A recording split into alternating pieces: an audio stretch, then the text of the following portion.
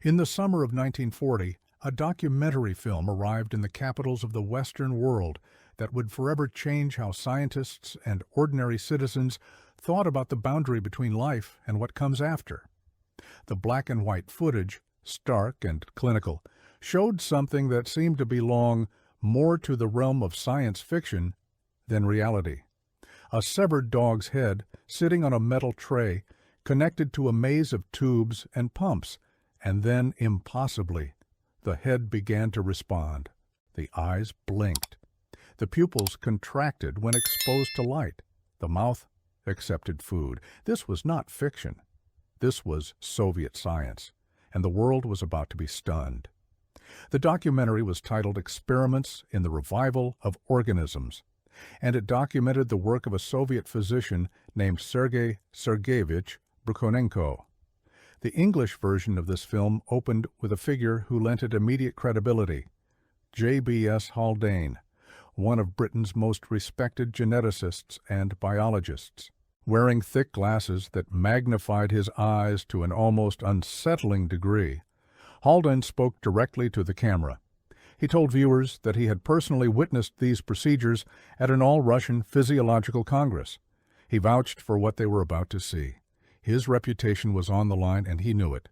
But to understand how the world arrived at this moment, how Soviet scientists came to conduct experiments that seemed torn from the pages of Mary Shelley's Frankenstein, we need to go back further. We need to understand the context that made such research not only possible, but necessary in the eyes of the Soviet state. The seeds of this story were planted in the aftermath of the Russian Revolution, in a new Soviet Union desperate to prove itself to the world. The Bolsheviks, who had taken power in 1917, believed that science and technology would be the keys to transforming their backward agricultural nation into a modern industrial superpower. They poured resources into research institutions, attracting brilliant minds with the promise of state support and the freedom to pursue ambitious projects. Among these minds was Sergei Brukhonenko. Born on April 30, 1890, in the final years of the Russian Empire, Brukhonenko came of age in a time of tremendous upheaval. He graduated from Moscow University in 1914 with a medical degree, just as the world descended into the catastrophe of the First World War. Like many young physicians of his generation, Brukhonenko served as a military surgeon, and it was there, on the battlefields, that he witnessed something that would shape the rest of his career. He saw soldiers perish not because their injuries were necessarily fatal, but because they lost too much blood too quickly. He watched men fade away as their organs were starved of oxygen, their hearts struggling and then stopping. And he began to wonder, what if there was a way to keep the blood circulating artificially? What if you could maintain life even when the heart itself had failed? This question became Brukhonenko's obsession. After the war, he dedicated himself to understanding blood circulation and developing devices that could replicate the function of the heart and lungs. By the early 1920s, he had created something remarkable, a machine he called the autojector. It was, in essence, one of the world's first heart-lung machines, a predecessor to the devices that would later make open-heart surgery possible. The autojector was ingeniously simple in its design, but revolutionary in its implications. It consisted of a pair of diaphragm pumps, one for venous blood and one for arterial blood, connected to a water reservoir where the blood could be oxygenated. The device could take deoxygenated blood from an organism, pump it through a chamber where it would absorb oxygen, and then return it to the body. In theory, this machine could maintain circulation even when the heart was no longer beating. But Brukhonenko needed to prove it worked, and so he turned to dogs. On a cold day in Moscow in 1925, Brukhonenko stood before the Second Congress of Russian Pathologists. The audience of physicians and scientists watched with a mixture of fascination and horror as he demonstrated his autojector. He had prepared a dog for the experiment, and before their eyes he separated the animal's head from its body. The severed head was immediately connected to his machine.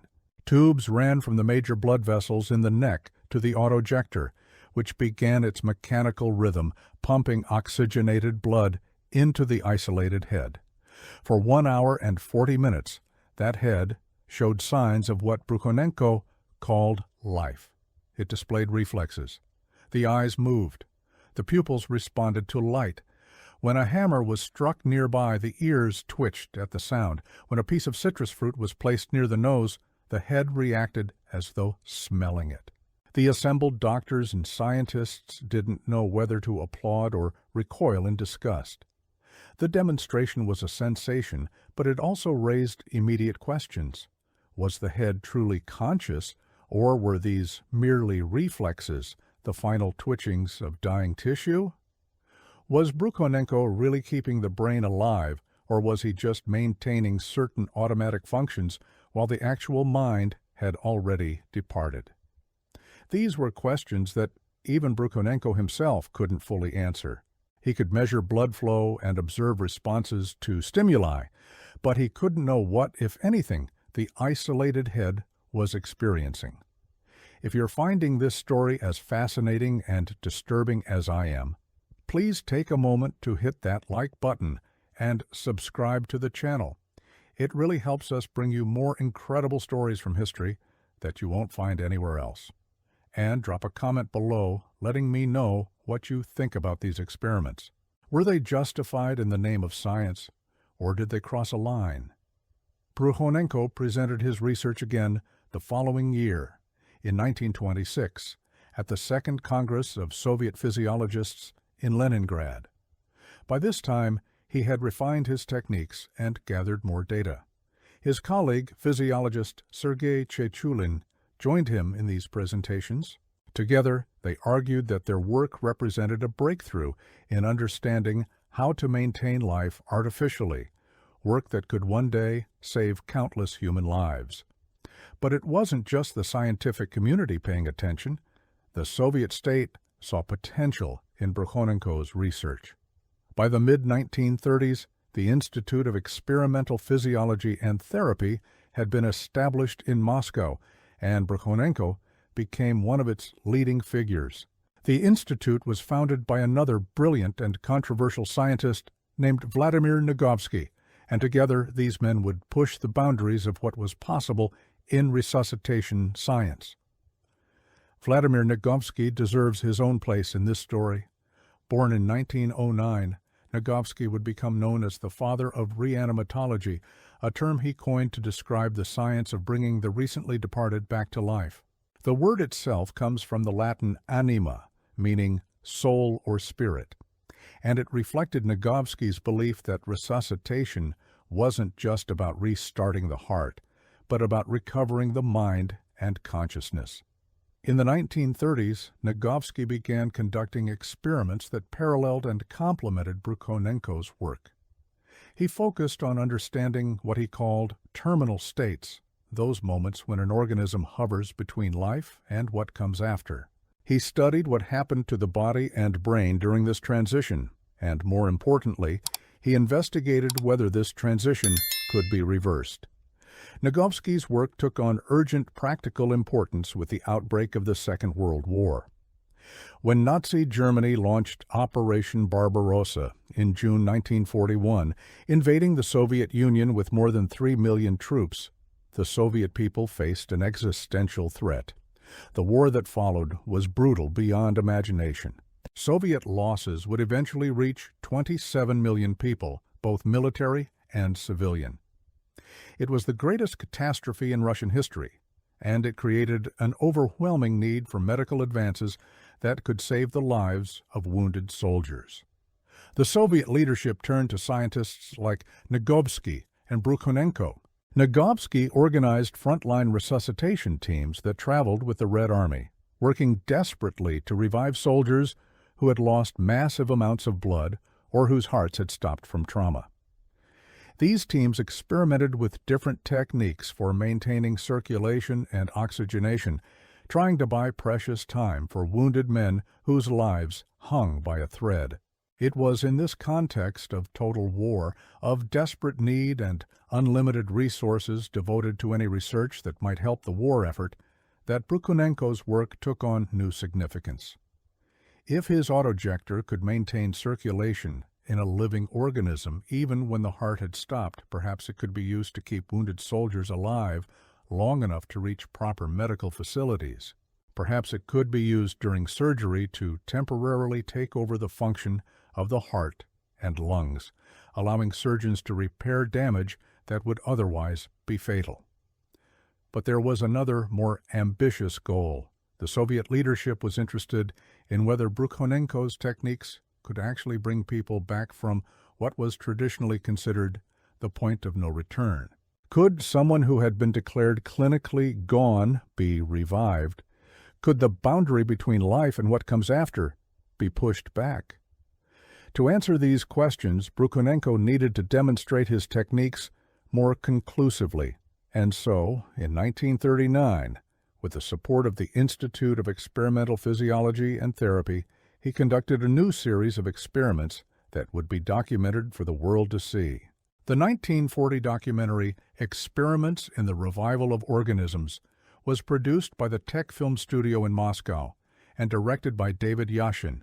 The script was written by Brukhonenko himself, who wanted to ensure that the scientific aspects were presented accurately. The operations shown in the film were credited to Brukhonenko and his colleague Boris Levinskovsky.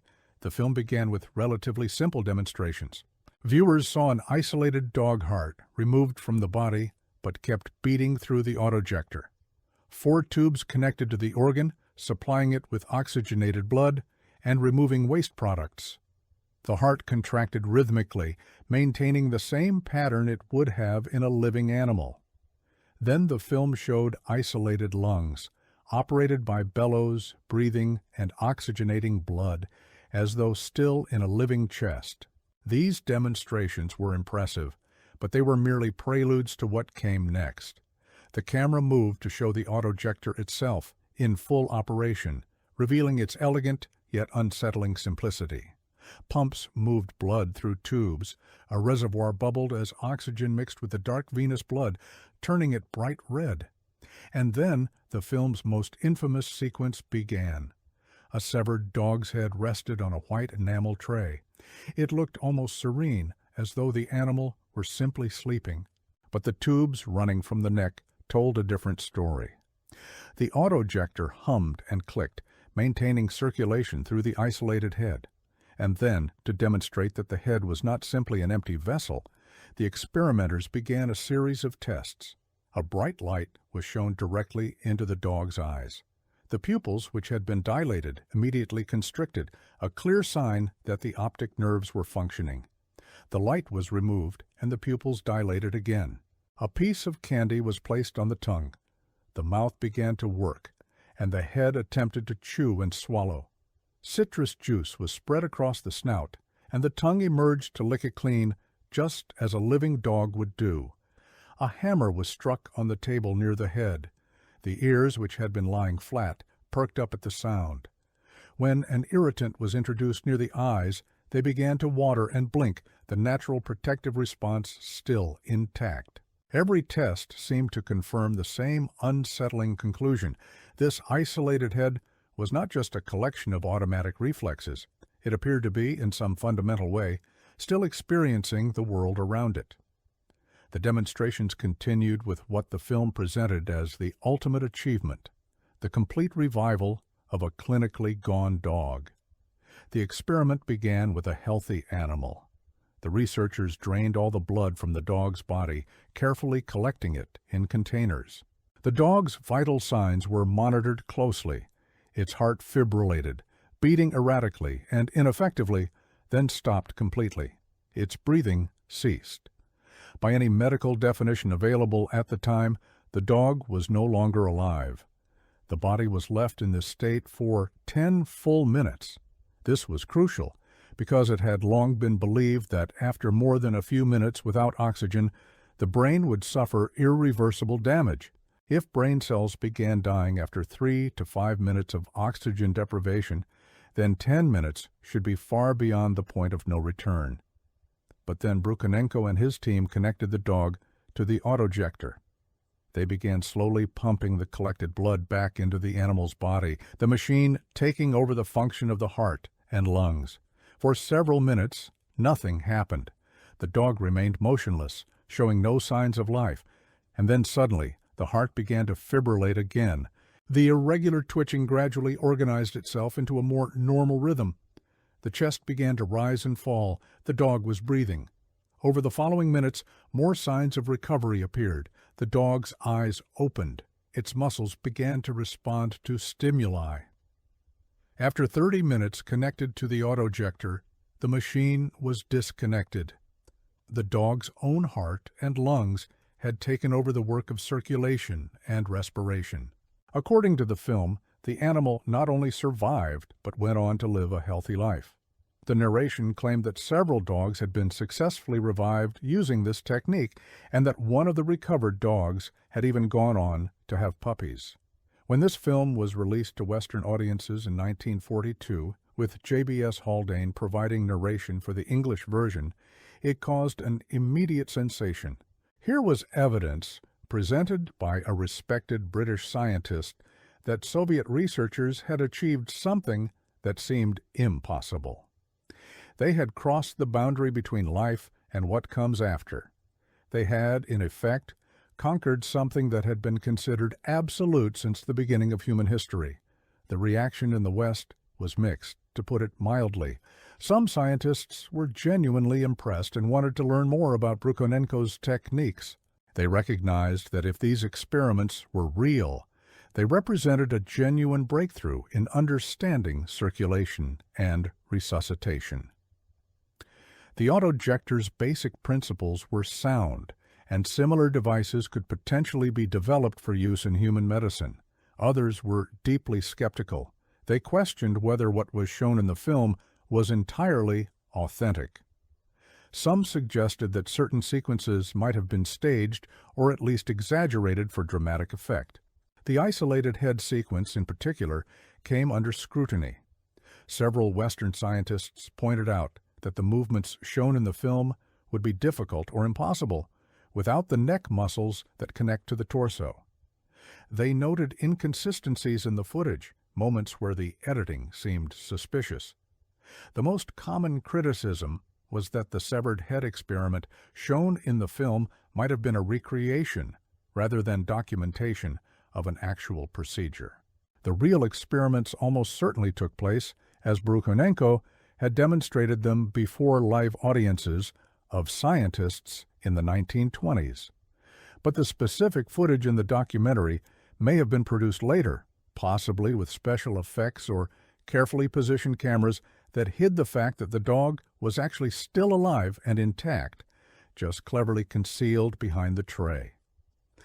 The revival of the completely exsanguinated dog also raised questions. Critics pointed out that after 10 minutes without oxygen, the brain should have suffered catastrophic damage. They suggested that the dogs might have survived, but likely with severe neurological impairment. The films claim that the dogs went on to live perfectly healthy lives and even reproduce. Seemed too good to be true. However, it's important to note that the underlying science of Brukhanenko's work was genuine. We know this because his autojector, or at least an improved version of it, was later used in actual human surgeries. In 1957, Professor Alexander Vishnevsky performed the first Soviet open-heart operation using a heart-lung machine based on Brukhanenko's principles. The original autojector is on display today at the Museum of Cardiovascular Surgery at the Bakulev Scientific Center of Cardiovascular Surgery in Russia, a testament to its historical importance. Brukhanenko's work also influenced later researchers. One of his most famous protégés was Vladimir Demikhov, who in the 1950s conducted experiments that were, if anything, even more controversial than his mentors. Demikhov successfully grafted a second head onto a living dog, creating a two-headed creature that could breathe and eat with both heads. These experiments, which were documented on film, demonstrated that organ transplantation was possible, though they raised profound ethical questions about the suffering inflicted on the animals involved. The influence of Soviet resuscitation research extended beyond the Iron Curtain. In the 1960s and 70s, American neuroscientist Robert White conducted experiments inspired by Soviet work. White successfully transplanted the head of one rhesus monkey onto the headless body of another monkey. The transplanted head showed signs of consciousness, responding to stimuli, and even attempting to bite researchers. These experiments demonstrated that it was technically possible to keep a brain alive and functioning outside its original body, though the monkeys only survived for a few days. Meanwhile, in the Soviet Union, Vladimir Nagovsky continued to develop the field of reanimatology. During the Second World War, and in the decades that followed, he refined techniques for resuscitating patients who had suffered cardiac arrest. He studied what he called post-resuscitation disease, the syndrome of organ dysfunction that often occurs in people who have been successfully revived after their hearts have stopped. His research laid the groundwork for modern intensive care medicine. In 1961, Nagovsky formally proposed reanimatology as a distinct medical discipline. He argued that it should be recognized as a science in its own right, focused on understanding and treating terminal states, preventing passage beyond the point of recovery, and managing the complex aftermath of successful resuscitation. His ideas eventually influenced medical practice throughout the Soviet Union and beyond. By the 1980s, every major hospital in the Soviet Union and its satellite states had a department of reanimatology staffed by doctors trained in Nagovsky's methods.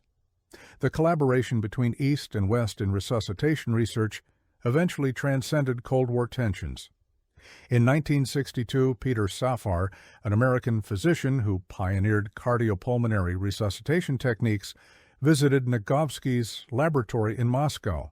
Despite the political tensions of the era, the two men recognized that they were working toward the same goal, saving lives that would otherwise be lost.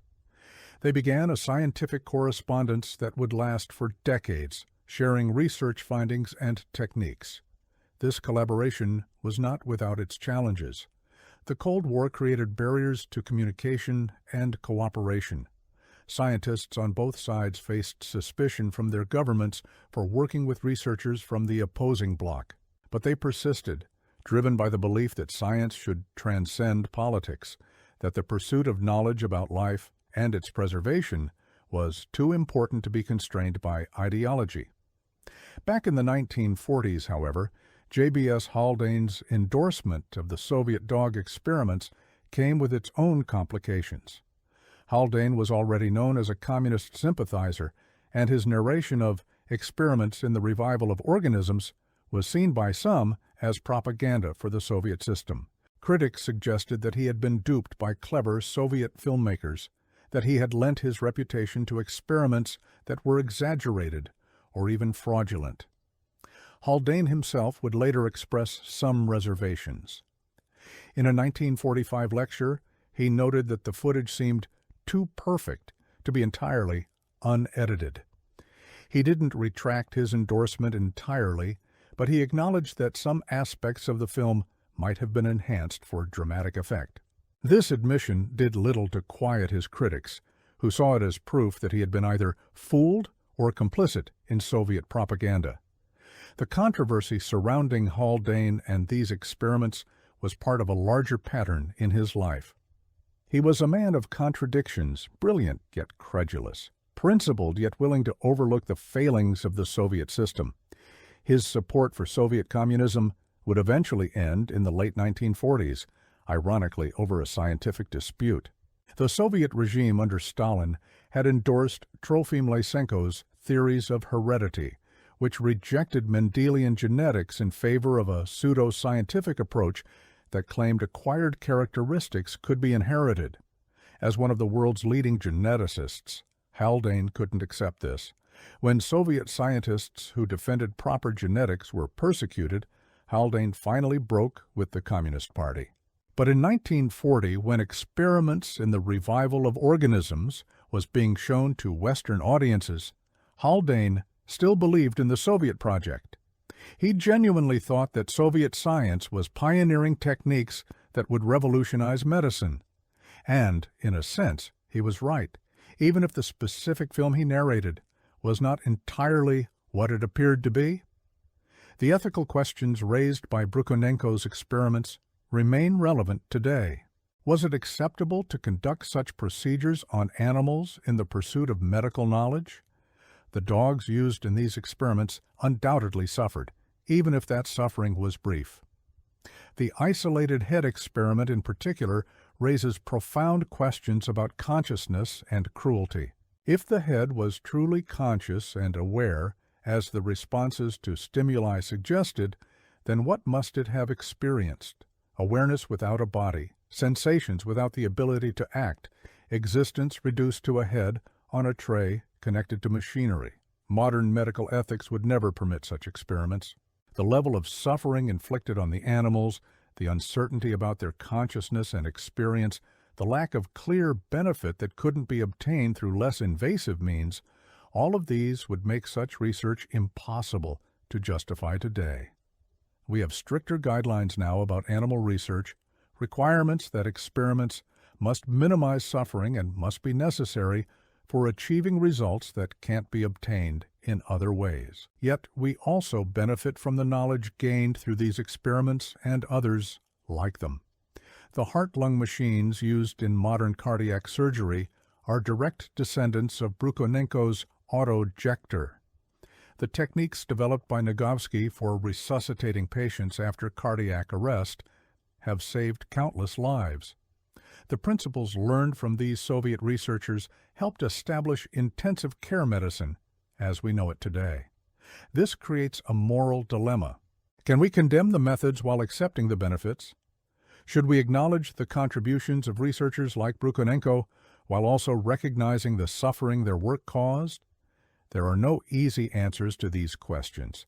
It's also worth considering the historical context.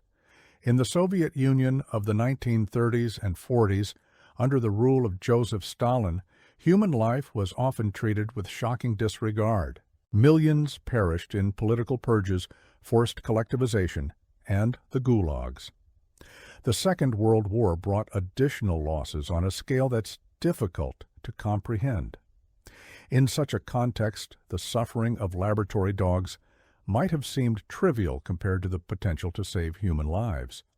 Moreover, the Soviet system placed enormous emphasis on scientific achievement as a measure of national success. Soviet scientists were encouraged to pursue ambitious, groundbreaking research that would demonstrate the superiority of the communist system.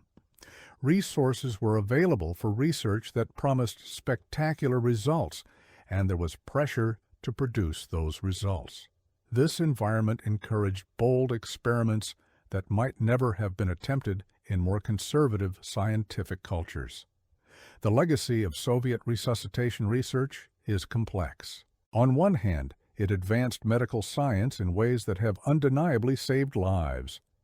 The principles developed by Brukhonenko and Nagovsky influenced the development of modern intensive care medicine, cardiac surgery, and emergency resuscitation techniques. On the other hand, it was achieved through experiments that caused suffering and raised profound ethical questions. The 1940 film Experiments in the Revival of Organisms remains a fascinating and disturbing artifact. Even today, decades after it was produced, it has the power to shock and unsettle viewers. The images of the isolated dog head, the clinical narration, the matter-of-fact presentation of procedures that seem to belong to a horror film rather than a scientific documentary, all of this creates a viewing experience that's difficult to forget. The film has entered popular culture in various ways. The Polish poet Wisława Szymborska wrote a poem about watching it, reflecting on the moral implications of the experiments. The metal band Metallica incorporated footage from the film into their music video for All Nightmare Long, using the imagery of Soviet reanimation experiments to create a nightmarish vision. Science fiction writers and filmmakers have drawn inspiration from the film's unsettling premise. But perhaps the most important question is what this episode in the history of science tells us about the relationship between knowledge and ethics. Science is powerful.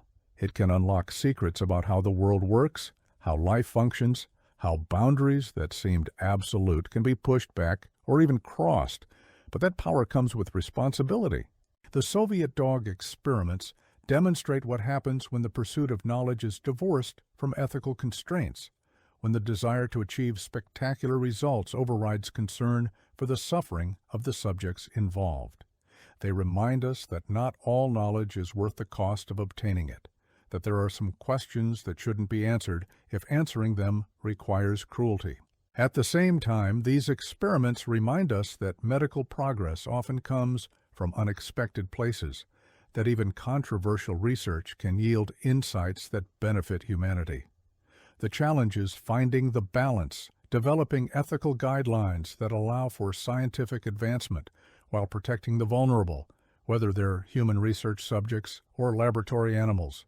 Today, scientists working on life extension, consciousness studies, and resuscitation medicine still grapple with some of the same questions that confronted Brukhonenko and Nagovsky. How long can the brain survive without oxygen? Can consciousness be maintained outside the body? What is the boundary between life and what comes after? And can that boundary be moved? Modern researchers approach these questions with more sophisticated equipment and, hopefully, more rigorous ethical oversight.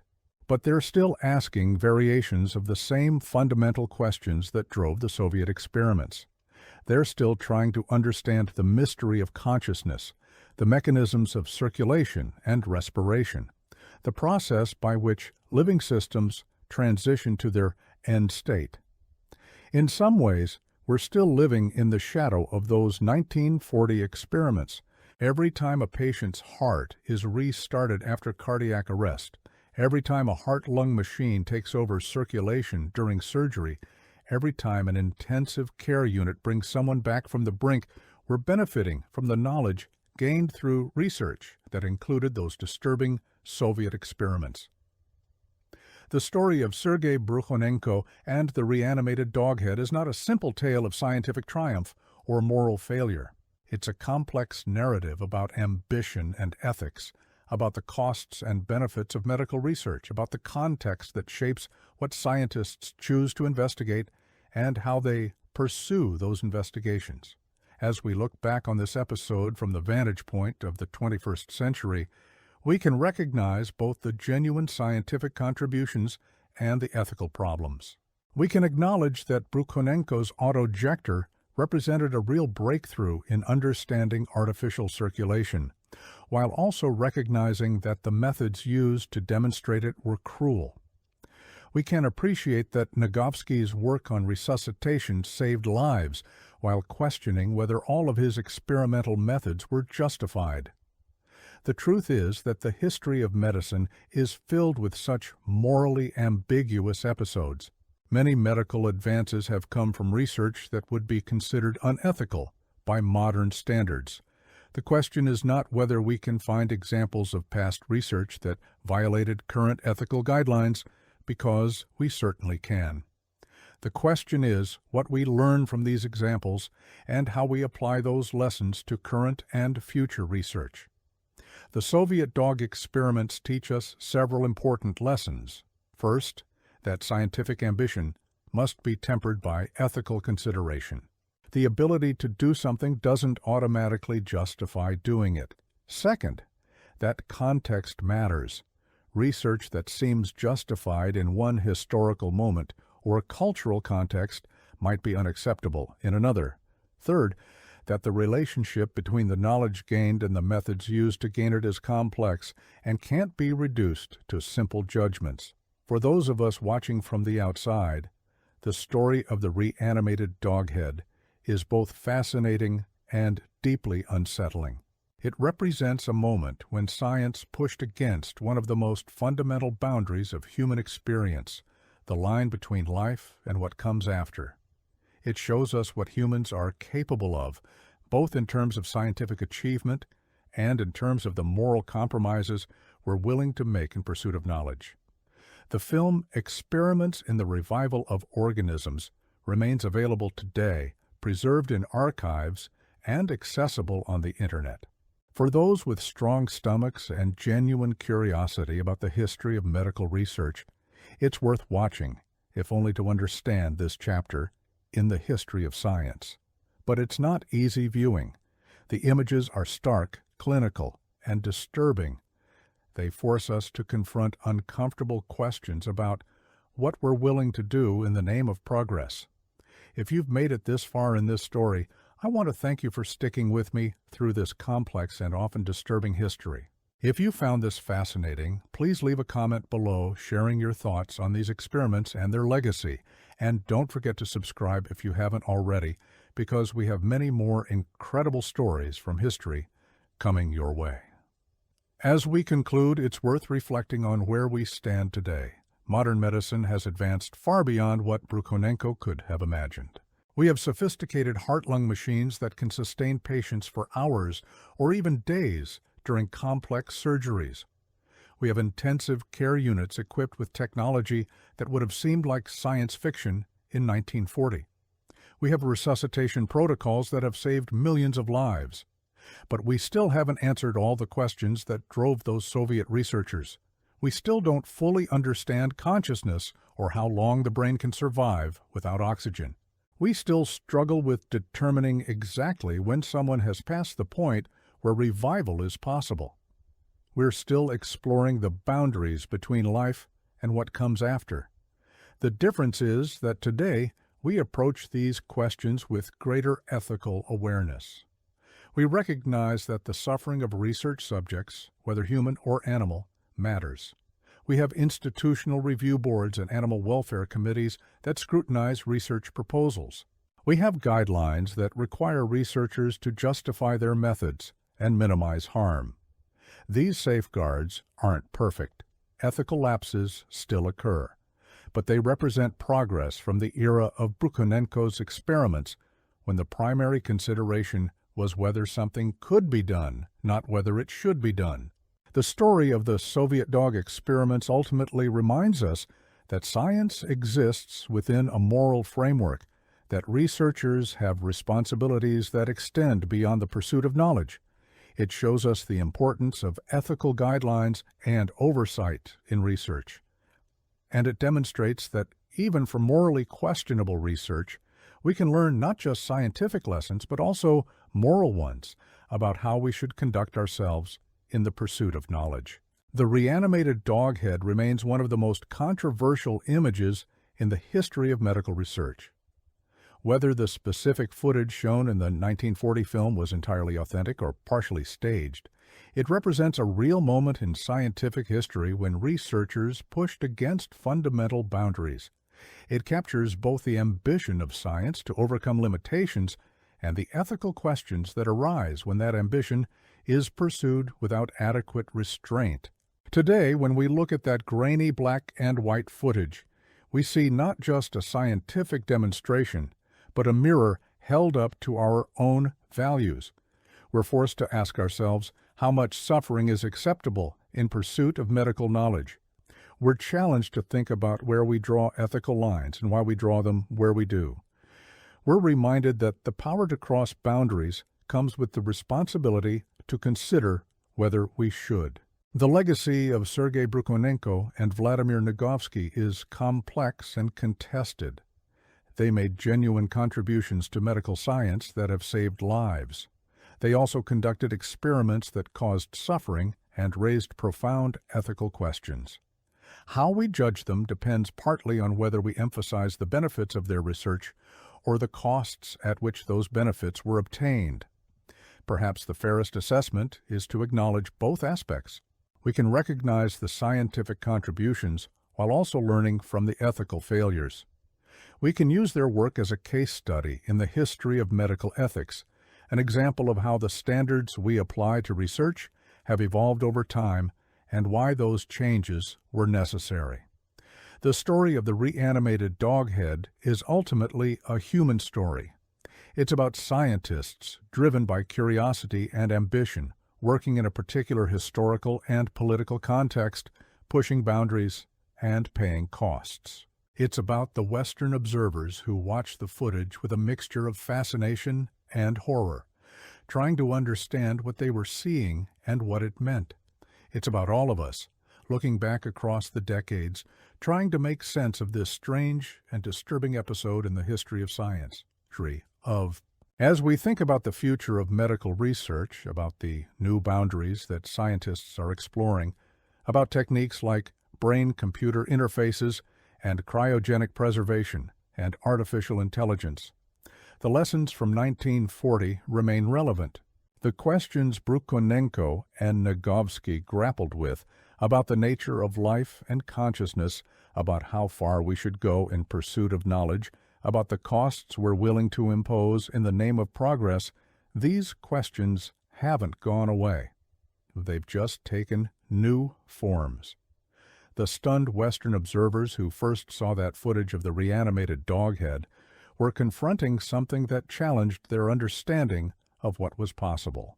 We continue to confront similar challenges today as science continues to advance and push against boundaries we once thought were absolute. The difference, we hope, is that we've learned something from episodes like the Soviet dog experiments about the importance of proceeding with both ambition and restraint, with both curiosity and compassion, with both the desire to push boundaries and the wisdom to recognize when pushing a particular boundary comes at too high a cost. That's the story of the Soviet experiments that stunned the West, the tale of Sergei Brukhonenko's autojector, and the reanimated dog head that seemed to defy the boundary between life and what comes after. It's a story that continues to resonate today, reminding us of both the promise and the peril of medical research, of the complex relationship between knowledge and ethics, and of the ongoing human struggle to understand and extend life while respecting its sacred boundaries.